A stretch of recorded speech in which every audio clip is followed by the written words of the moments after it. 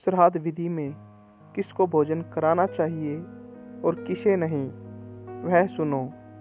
तृणाचिकेत, त्रिमधु, त्रिशुपर्ण, 6 वेदांग को जानने वाले, वेदों को जानने वाले, श्रोत्रिय, योगी, ज्येष्ठ सामग, ऋत्विक, इन सब को सबसे पहले भोजन करावे। इनके बाद भानजे, लड़की के लड़के, दामाद, ससुर, मामा, तपस्वी, पंचाग्नि तपने वाले, शिष्य, संबंधी, माता पिता के खास व्यक्ति, इन सब को उत्तर क्रम में भोजन करावे। श्राद्ध में जिन लोगों को नहीं बुलाना चाहिए, अब उनका वर्णन सुनो। मित्रघाती, स्वभाव से ही विकृत नाखूनों वाला, नपुंसक, काले दांतों वाला, कन्यागामी, अग्नि और वेद का त्याग करने वाला, सोमरस बेचने वाला, समाज में बदनाम, चोर, चुगलखोर, ग्राम पुरोहित, वेतन लेकर पढ़ाने वाला व पढ़ने वाला, दोबारा ब्याही गई लड़की का पति, माता पिता का त्याग करने वाला, शूद्र की संतान का पालन करने वाला, शूद्र का पति, देवपजीवी ब्राह्मण। श्राद्ध के पहले दिन बुद्धिमान पुरुष, श्रोत्रिय आदि उचित ब्राह्मणों को निमंत्रित करे और उन्हें बता दे कि किसको पितृ श्राद्ध में और किसको विश्वदेव श्राद्ध में शामिल होना है। उन ब्राह्मणों को निमंत्रित करने वाला यानी श्राद्ध करने वाला व्यक्ति उस दिन परिश्रम, स्त्रीगमन और क्रोध न करे। श्राद्ध वाले दिन ऐसा करने पर महान दोष माना गया है। श्राद्ध में निमंत्रित होकर या भोजन करके या निमंत्रण देकर यानी भोजन कराकर स्त्री के साथ संबंध बनाता है, तब वह अपने पितृगण को मानो वीर्य के कुंड में डुबोता है। श्राद्ध के पहले दिन उपरोक्त गुण विशिष्ट द्विज श्रेष्ठों को बुलावे। यदि उस दिन अचानक कोई तपस्वी साधु घर आ जाए और भोजन करना चाहे, तब उसे भी भोजन करावे। घर आए हुए ब्राह्मणों को हाथ पैर धुलाकर आसन पर बैठावे। अपने सामर्थ्य अनुसार पितृगण के लिए अकेला और देवगण के लिए जोड़ी में या फिर दोनों पक्षों के लिए एक एक ब्राह्मण नियुक्त करे। इसी तरह विश्वदेव के सहित माता में श्राद्ध करे या पितृपक्ष और माता में पक्ष दोनों के लिए भक्ति पूर्वक एक ही विश्वदेव श्राद्ध करे। देव पक्ष के ब्राह्मणों को पूर्व दिशा की तरफ मुंह करके बैठाकर भोजन करावे और पितृपक्ष व माता में पक्ष के ब्राह्मणों को उत्तर दिशा की तरफ मुंह करके बैठाकर भोजन करावे। कुछ महर्षि पितृपक्ष व माता में पक्ष के श्राद्धों को अलग अलग करने के लिए कहते हैं, जबकि कुछ महर्षि दोनों का एक साथ एक पाक में ही अनुष्ठान करने के पक्ष में हैं। विज्ञ पुरुष निमंत्रित ब्राह्मणों के बैठने के लिए घास बिछाकर फिर अर्घ्यदान आदि से विधि पूर्वक पूजा कर उनकी अनुमति से देवताओं का आह्वान करे। अब स्वभाव भाव से तिलोदक से अर्घ्य दे। उस समय यदि कोई भूखा राहगीर अतिथि रूप से आ जाए, तब उसे भी भोजन करावे। योगीगण बहुत से अजनबी रूप में मनुष्य की भलाई के लिए बहुत से रूप धारण करके संसार में घूमते रहते हैं। इसलिए समझदार व्यक्ति श्राद्ध काल में आए हुए अतिथि का अवश्य सत्कार करे। उस वक्त अतिथि का निरादर कर देने से उसका श्राद्ध वाला सब क्रियाफल नष्ट हो जाता है। श्राद्ध वाले दिन शाक व लवणहीन अन्न से अग्नि में 3 बार आहुति दे। पहली आहुति के दौरान कव्यवहनाय स्वाहा, दूसरी आहुति के दौरान सोमाय पितरमते स्वाहा, तीसरी आहुति के दौरान व्यवस्थाय स्वाहा मंत्र का उच्चारण करे। आहुतियों से बचे हुए अन्न को थोड़ा थोड़ा सभी ब्राह्मणों के पात्रों में परोस दे।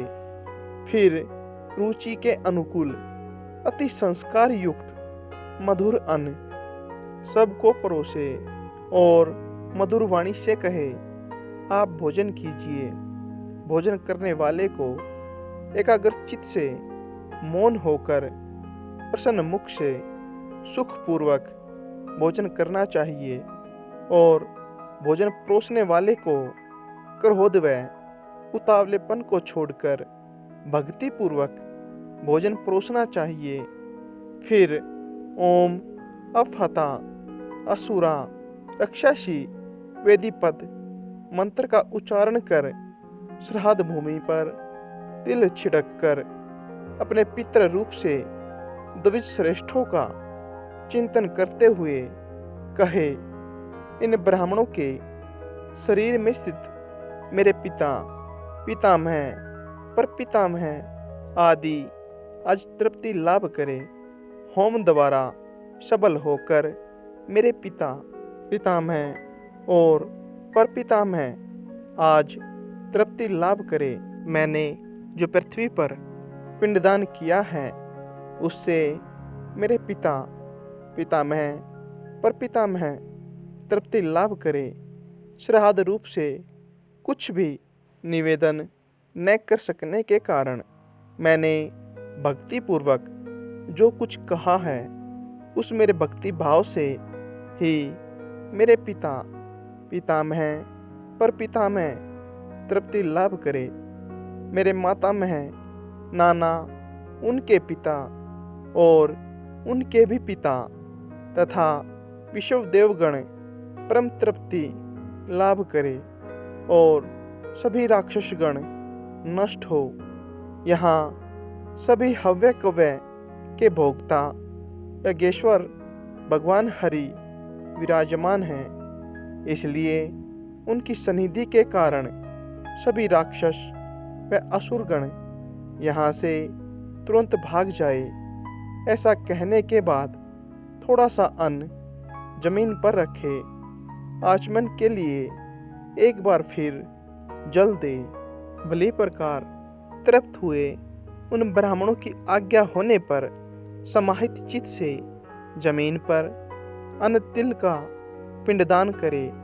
फिर तिल युक्त जलांजलि दे।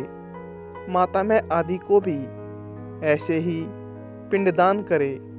ब्राह्मणों के जूठन के नज़दीक दक्षिण की तरफ अगर भाग करके बिछाए हुए घास पर पहले अपने पिता के लिए फूल धूप आदि से पिंडदान करे। उसके बाद एक पिंड पितामह के लिए और एक पर पितामह के लिए दे।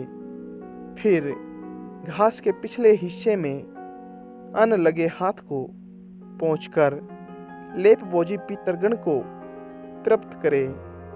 इसी तरह माता में आदि का पूजन करावे। फिर द्विज श्रेष्ठों को आचमन करावे। इसके बाद भक्ति भाव से पितृपक्षीय ब्राह्मणों से सुसवधा नामक आशीर्वाद ग्रहण करता हुआ अपनी औकात के अनुसार दक्षिणा दे। फिर देव पक्ष ब्राह्मणों से तथास्तु नामक आशीर्वाद ग्रहण करता हुआ अपनी औकात के अनुसार दक्षिणा दे। पहले पितृपक्षीय ब्राह्मणों को विदा करे, फिर देवपक्षीय ब्राह्मणों को। लेकिन जब इनका घर में प्रवेश होता है तब पहले देवपक्षीय ब्राह्मणों के पहले पैर धुलाए, बाद में पितृपक्षीय ब्राह्मणों के। श्राद्ध चाहे देवता के लिए हो या पितृ के लिए या फिर मातामह के लिए, श्राद्ध विधि सभी के लिए एक जैसी यानी यही है। मधुर वाणी से सम्मानपूर्वक ब्राह्मणों को विदा करे। उनके जाने के समय दरवाजे तक उनके पीछे पीछे जाएं, फिर वे आज्ञा दे तब लौट आए। फिर रोजाना की तरह अपने परिवार भाई बंधुओं के साथ खुद भोजन करे। श्राद्ध से तृप्त होकर पितृगण सभी चाहतों को पूरा कर देते हैं। तोहितर, लड़की का लड़का, कुतुब, दिन का 8वां मुहूर्त, तिल, ये तीनों तथा चांदी का दान या उसकी बातचीत करना, ये सब श्राद्ध काल में पवित्र माने गए हैं। श्राद्ध करने वाले के लिए क्रोध, मार्गगमन और उतावलापन, ये तीनों बात वर्जित हैं। श्राद्ध में भोजन करने वाले को भी इन तीनों बातों से बचना चाहिए। श्राद्ध करने वाले पुरुष से विश्वदेवगण, पितृगण, मातामह, कुटुंबीजन सभी संतुष्ट रहते हैं। पितृगण का आधार चंद्रमा है, चंद्रमा का आधार योग है। इसलिए श्राद्ध में योगी जन को बुलाना अति उत्तम है। यदि श्राद्ध में भोजन करने के लिए 100 ब्राह्मणों की बजाय एक योगी को भोजन करा दे, तब वह यजमान सहित सबका उद्धार कर देता है।